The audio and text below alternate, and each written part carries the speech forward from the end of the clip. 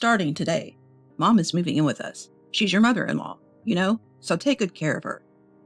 Without any discussion or notice, my husband Huey brought home his mother, Isadora, announcing that she'd be living with us. To make matters worse, he had decided to turn my room into Isadora's room and dumped my belongings in the hallway. Where am I supposed to sleep now that my room's gone? You've got the hallway, haven't you? He said with a smirk as I turned to face him, incredulous. My name is Gina, and I'm a 38-year-old housewife. 5 years ago, I lost both my parents in a sudden car accident. Having no siblings or relatives, I found myself utterly alone. Craving the connection that comes with family, I was desperate to get married. That's when I met Huey, my current husband. His unwavering commitment, self-assuredness, and above all, his kindness drew me in. We dated, got married 3 months ago, and have been living together since. I used to work as a nurse, but overworked myself to the point of falling seriously ill. The diagnosis? Burnout from excessive work. When I told Huey, he said, I've been worried you're pushing yourself too hard. Your health is what matters most. Let me handle work. Why don't you wait for me at home? His concern for my well-being touched my heart. Though hesitant to leave my nursing career, I knew I could return any time thanks to my credentials. So I quit my job and decided to be a full-time housewife. But that's when things began to change between Huey and me. He started to restrict what I could do, saying it was for my own good. But it escalated. Before I knew it, he began to control every aspect of my life. Feeling obligated because he was supporting me financially, I adopted the mindset that I must obey him. Life went on like this for about 6 months, until one day, I returned home from grocery shopping to find Isadora there. I greeted her, thinking she had come for a visit. Heading to my room to put away the groceries, I found all my belongings dumped in the hallway. Confused, I stood there until Huey came to explain. My in-laws divorced when my husband was little, and he was raised by Isadora, his mom. He hadn't seen his father in years and was very attached to Isadora. For quite some time, he'd been planning to have her move in with us, unbeknownst to me. I was stunned to hear that these plans had already been in motion. Just then, my husband dropped another bombshell. Mom has been doing everything by herself for years. She's getting up there in age, and I want to make her life easier. So, starting tomorrow, make food for 3 people, okay? Take care of all the household chores, and don't bother Mom with them. Got it? Before I could fully understand what he was saying, he added unapologetically that since there's no room for Isadora in this house, she'll be using my room, and my belongings were tossed into the hallway because they were in the way. When I asked where I would sleep, both my husband and Isadora just laughed, saying there was no other place but the hallway. As crazy and unfair as this sounded, my mind quickly became foggy, filled with thoughts that I should fully support this and take care of Isadora. I accepted my husband's ridiculous proposal, saying, All right, I understand. Let's get along starting today. After all, I owe everything to my husband, and it's only natural to extend gratitude to Isadora who raised him. I was enthusiastic about meeting their demands. Living with Isadora, both she and my husband began to criticize every little thing I did. You're terrible at washing dishes. Are you really that stupid? Today's meal is too salty. Are you trying to kill us? I became the target of their verbal abuse. So there I was, mentally and physically drained, ultimately spending my nights sleeping in the hallway. I didn't recognize the absurdity of my situation. Whenever I felt tired, I blamed myself for not doing enough and obediently went on with my day. Then one winter day, Isadora ordered me to clean every corner of the house and prepare a dinner worthy of a luxury hotel for someone special she was bringing home. I spent the day scouring the house and shopping for ingredients, frantically researching recipes to create an array of lavish dishes. Once the meal was ready, I was told to stay in the hallway so as not to bother the guests. I complied without question, making sure to stay out of sight. From the laughter that occasionally leaked from the living room, I gathered that Isadora's guest was her current boyfriend. As the night wore on, I heard that the guest would be staying overnight. Isabella told me to wait in the kitchen, adding, Gina, if Louis finds out you sleep in the hallway, he'll be shocked. It's not a good look. Could you just sleep in the kitchen tonight, okay? I was used to listening to my husband, so I went to check with him. He seemed to be in a bad mood from work and yelled, "Don't come in here for every little thing. I don't want to see your face," before hitting me. Being hit was nothing new, so I left quickly to avoid making him angrier. Since I couldn't confirm where to sleep with my husband, I decided to sleep in the hallway as usual. Early in the morning, I was awakened by a surprised male voice and looked up to see a man staring down at me. I didn't see his face yesterday, but it's probably Louis, Isadora's boyfriend. "What are you doing here? Do you sleep in this house?" Caught off guard, I told him the truth. I'm Huey's wife and usually sleep in the hallway. Seeing my nonchalant attitude towards the situation, Louis paused, then asked for my contact information. When I told him I didn't have a cell phone because my husband manages it, he suggested meeting at a nearby cafe when the sun comes up.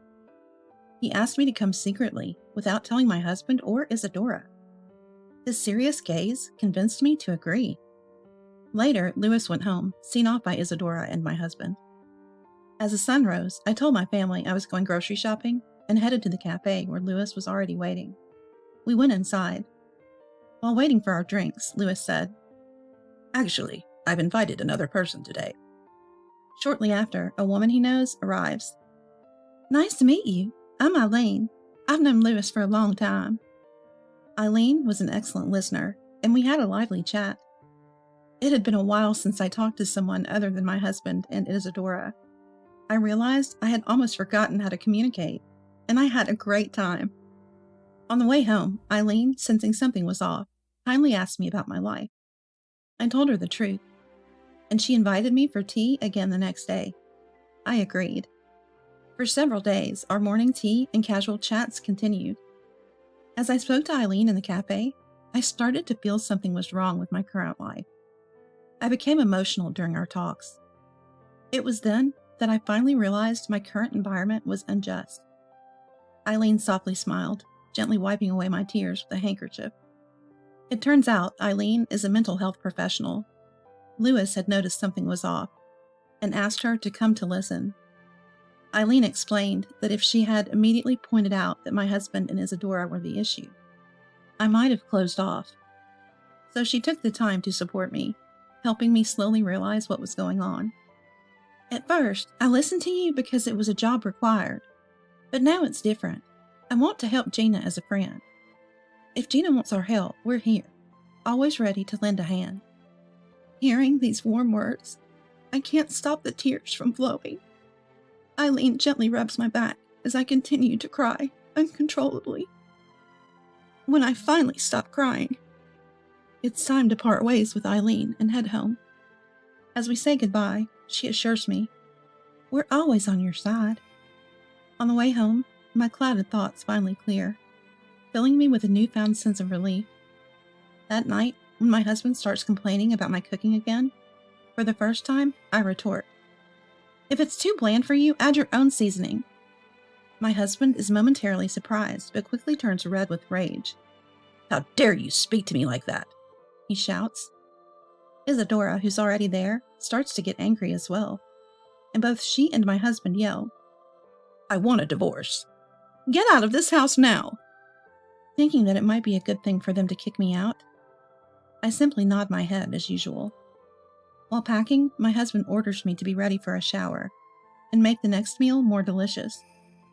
To all of this, I reply, as always, "It's because I'm a bad wife," and finish packing my minimal belongings. My husband, annoyed that things didn't go his way, lets out a loud sigh and grabs a beer from the kitchen. Ignoring him, I take my bags to the front door. Isadora follows me, letting out an obvious sigh. "If you're really sorry, I might forgive you. Now go do the dishes." "No, I'm leaving because my husband told me to." Upon hearing this, Isadora goes to call my beer-drinking husband. Ignoring them both, I walk out of the house and into the waiting taxi, putting distance between myself and that home. Inside the taxi, I wonder why I'd ever listened to such people. Maybe unconsciously, I didn't want to sever family ties. Realizing that I had been enduring my husband and Isadora's unreasonable demands and verbal abuse for this reason, makes me firmly decide once again that I will divorce for my own freedom. Given the toxicity I had endured through the divorce, I had already begun preparations to claim financial compensation. Along with the divorce papers, I sent an invoice. Ever since I left the house, my phone was bombarded with calls and texts from my husband and Isadora, all of which I ignored. Unreachable and furious after reviewing the divorce papers and bills, my husband decided to take legal action against me. I got a notice from the court saying that he had filed a lawsuit against me. I was shaken for a moment, but then thought, well, it figures with those people, and began preparing my case. Thanks to Eileen's advice, I had a strong case. I presented as evidence the recordings I had made of my husband's abusive language before leaving the house, as well as photos of injuries he had inflicted on me, and medical reports that backed them up. The evidence worked in my favor, and I won the case. The court ordered him to grant the divorce and pay tens of thousands in compensation. Finally, I gained a peaceful, humane life. Afterward, Eileen told me that I was oblivious to it, because I was so emotionally dependent on my ex-husband, but the yelling from him and Isadora was heard by the neighbors. There were already rumors that I was perhaps being abused, or at least mistreated. My departure confirmed their suspicions, and the rumors spread like wildfire. I heard they're now seen as the family that tormented their wife. Isadora and Louis broke up right after. It seems they stayed together while I was there because they feared it might hurt me if they separated. Isadora was apparently devastated, clinging to Louis's feet and crying, but he firmly told her, I can't be with someone who doesn't value their son's wife and family.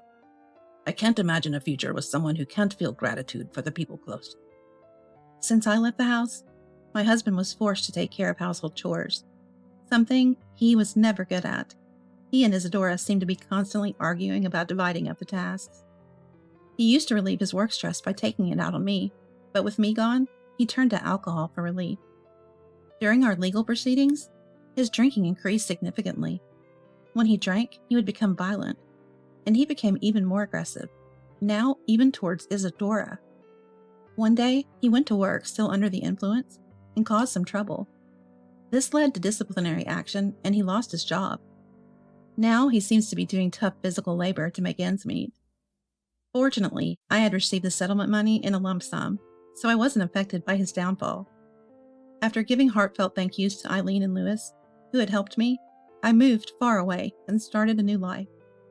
Even though Eileen and I now live farther apart, we continue to deepen our friendship, meeting for coffee and taking trips together. Though this was an awful experience, and I didn't gain a family, I found something equally valuable: true friendship. I've returned to nursing, feeling even more fulfilled than before as I work diligently for my patients. And I've tried starting new things that I've always been interested in, like marathons and swimming. I'm enjoying my days, free and uncontrolled by anyone, filled with fun and excitement.